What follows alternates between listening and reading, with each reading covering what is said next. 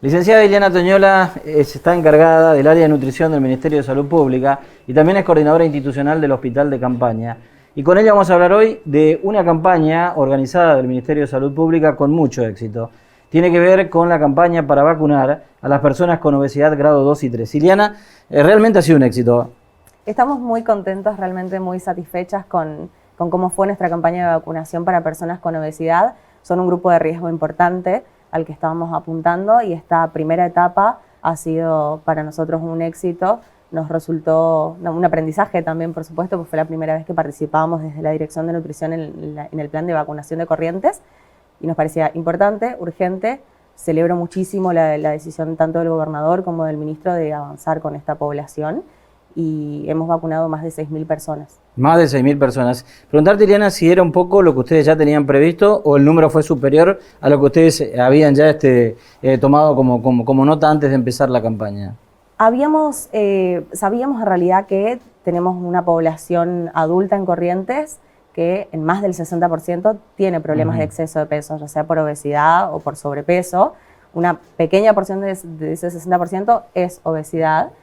Y teníamos también planteada la situación de que habíamos vacunado ya bastante población mayor de 50, 55, 60 años. Claro, obesos dentro del grupo etario ya vacunados. Dentro del grupo etario ya estaban vacunados. Entonces nos quedaba un rezago. Habíamos planificado avanzar primero los primeros 3 días con unas 3.000 dosis. Claro. Superamos las 3.000 dosis, entonces vimos que la siguiente semana ya... En realidad en 2 días duplicamos lo de la semana anterior. ¿Cierran capital y ahora van por el interior?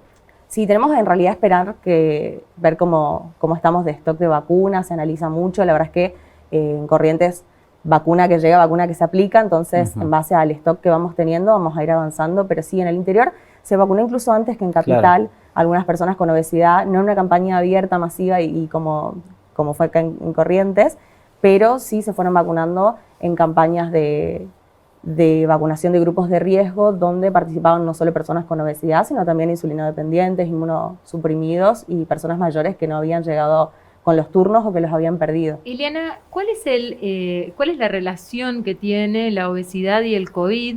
¿Y qué queda para las personas que, están por debajo de este índice de obesidad grado 2 para tener en cuenta también los cuidados, ¿no? Bien, el riesgo es muy importante. De hecho, hemos visto que sobre todo en esta nueva etapa, en esta nueva ola con cepas nuevas, las personas más jóvenes que han fallecido y que se han contagiado y se complicaron en nuestro hospital de campaña tienen como un factor común, constante, la obesidad.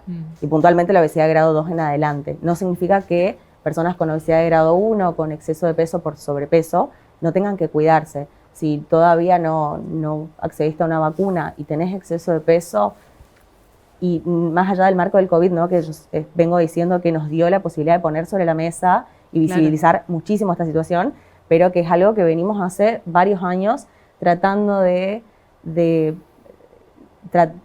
la sociedad cobre un poco más de importancia en relación a esto, porque es la principal causa de muerte en el mundo, cualquier enfermedad crónica no transmisible, no solo la obesidad, ¿no? Pero diabetes, hipertensión, cardiovasculares, todas vienen de la mano. De hecho, nuestros pacientes con COVID, generalmente obesidad y diabetes son una constante que complica muchísimo los cuadros. Entonces, tomar conciencia de eso, cambiar el estilo de vida, hacer ejercicio, empezar a comer mejor y sobre todo aprovechar que existen servicios gratuitos para acceder a atención nutricional en CAPS, hospitales, SAPS. La idea de tener, digamos, a todas estas personas con obesidad vacunándose, ¿les permitió poder generar un contacto y tratar de iniciar allí un seguimiento, un tratamiento, un acompañamiento? Sí, más allá de generar un registro mucho más amplio del que teníamos, porque veníamos tratando de convocar a través de APS, de los promotores de salud y agentes sanitarios a las personas a la consulta, pero no siempre quieren ir, cuesta un poco convencerlos de empezar a cuidarse, pero nos permitió registrar mucho y además invitar a que, según el área problemática, se acerquen a algún centro de atención para recibir atención nutricional. Ahora, Ileana, ¿cómo pensás que se va a desarrollar la tarea de ustedes después de que vamos a suponer que pase esto, ¿no? Porque una cosa es, la obesidad también responde a una cantidad de factores y el principal es la alimentación. La mala alimentación está relacionada con la economía, es decir, la gente pobre come mal, genera eso que le pasa en el cuerpo. Entonces, en una provincia que está cerrada, con índice de pobreza muy alto, ¿cómo hacer para generar conciencia ahí en una cuestión que además es cara, ¿no? O por lo menos eso es lo que se cree. Sí, es un mito que la alimentación sana es cara. La alimentación sana no es siempre lo que se cree de ensalada con pechuga de pollo, pescado. Realmente la alimentación saludable está en un plato de lentejas mezclado con arroz, aportando un montón de proteínas, no necesariamente con carne, por ejemplo. Está en combinar algunas legumbres, algunos vegetales, tratar de, nosotras cuando tratamos de generar conciencia en APS, en consultorio, con las familias, sobre todo con las mujeres, porque la realidad es que la mujer llega más a la consulta que los varones y es también la que más se encarga en el hogar de las tareas de cuidado, entre esas la alimentación y la producción de alimentos. Entonces, charlando con ellas, sobre todo en talleres y en el 1 a 1, explicarles que para comer mejor no hace falta invertir mucho más, sino combinar mejor los alimentos que quizás ya tenemos y comemos todos los días. ¿Y cómo lo ves entonces? Porque lo que me estás diciendo tiene que ver ya ahí con una cuestión de cultura alimentaria. Algo de educación alimentaria. Y es entonces, que el plato más fuerte del cambio en este sentido es la educación alimentaria en consultorio, en talleres, en atención primaria, y es a lo que venimos abocándonos ya desde hace un tiempo. El año pasado y el antepasado tuvimos para nosotros fue una decisión muy importante la del ministro de sumar un grupo de nutricionistas para que todo APS tuviera nutricionistas haciendo estos talleres y de contratar también profes de educación física para que promovieran actividades gratuitas por lo menos 2 o 3 veces por semana. Esa combinación creemos que, por un lado, es la clave para las tareas más paliativas. Y por otro lado, cuando ya tenemos un exceso de peso más instalado y hay que empezar a cambiar hábitos. Y por otro lado, la educación. Es básico que empecemos a trabajar. De hecho, este año, el 2020, fue muy duro en ese sentido. No pudimos continuar con los planes que veníamos trabajando, pero el plan ASI de alimentación saludable en la infancia que estábamos desarrollando con el Ministerio de Educación, el proyecto de ley que presentamos a través de la diputada Albana Rotela el año antepasado, en relación a cambiar la currícula escolar, incluir esto ya desde jardincito en la currícula escolar y también aumentar los minutos de actividad física que tienen establecidos por currícula los chicos en la escuela, nos parece básico para prevenir, que es lo más importante. Más allá de que tenemos una población grande que hay que tratar, tenemos que evitar que los chicos de hoy se transformen en los obesos del mañana. Justamente sabemos que la población infantil, digamos, en el mundo se enfrenta al problema de la obesidad infantil. Esto no lo sabremos con la campaña de vacunación ahora porque no estaba dirigida a ellos, pero ¿pudieron afinar el perfil de quiénes son las personas que tienen obesidad en Corrientes? Sí, la realidad es que se da bastante más y con más frecuencia en niños, ya desde los 6 años. La escolarización se ha visto en 2019 se hizo la última ENIS, que es la Encuesta Nacional de Nutrición y Salud, con datos de todas las provincias. Vimos a través de esa ENIS que cada vez a edades más tempranas y la escolarización marca un antes y un después en el peso de los chicos, en el desarrollo de exceso de peso. Empezamos a ver cómo socializar, institucionalizarse, empezar a tener una vida no solo con horarios diferentes, sino que con muchas comidas fuera de casa, hace que los chicos empiecen a aumentar de peso y los vuelve con el tiempo también más sedentarios. Entonces, volviendo a la campaña, la campaña de vacunación en el interior, ¿qué radiografía o qué mapa esperan encontrar ustedes en ese sentido? ¿Quiénes, a dónde tienen que apuntar primero? Lo principal son ciudades grandes. Nosotros tenemos la mitad de la población de Corrientes entre Capital y Goya distribuida, así que Goya es un punto donde donde poner mucho foco. Paso de los Libres, que si bien ya estuvimos haciendo en estas 2 localidades algunos adelantos antes de empezar acá, pero sí nos queda todavía por avanzar en localidades grandes como Goya, Libres, Ituzaingó, Mercedes. ¿Por ahí empezarían? Sí. Ileana, obviamente que al cerrar la campaña de vacunación para personas con obesidad grado 2 y 3 en Capital, rápidamente va a surgir la pregunta, ¿no? ¿La van a reabrir? ¿La pueden volver a instrumentar? Porque viste que por ahí somos así, ¿no? Tenemos la oportunidad de vacunarnos, la dejamos pasar y después cuando van pasando los días, no aproveché esa oportunidad y no me vacuné. ¿Pueden volver a abrir o ya no? No, lo más probable es que se siga vacunando. Va a depender siempre, como les decía antes, del stock que vayamos recibiendo desde Nación de dosis.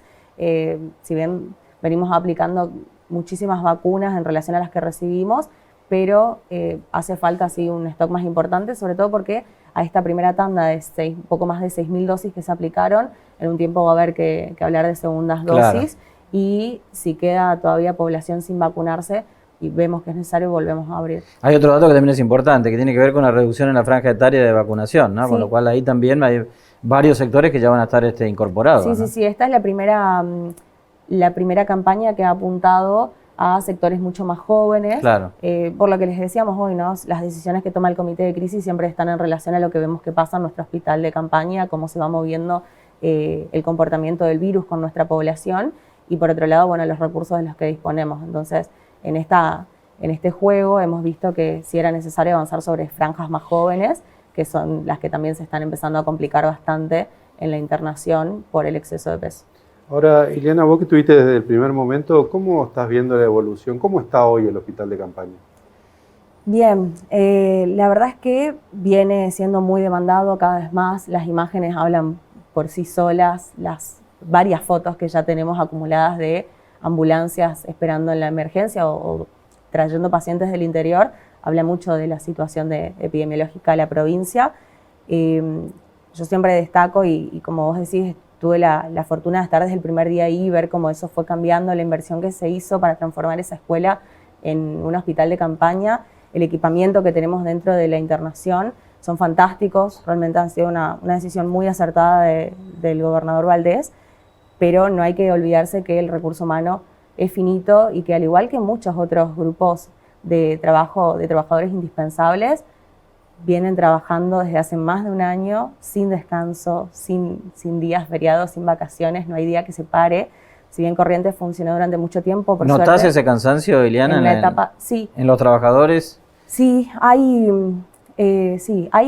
más allá del cansancio, la falta de, sí, un poco de cansancio, pero también las angustias por las que se pasa. Es un trabajo con una demanda emocional importante. Eso te iba a preguntar, Ileana, ¿hay algún espacio que contemple el diálogo entre el personal de salud y que puedan poner una palabra a ellos, digamos, para manifestar toda esa angustia acumulada? Sí, más allá de que existe un área de salud mental que se encarga no solo de acompañar a los pacientes, sino también tiene un espacio de escucha para el personal. Claro.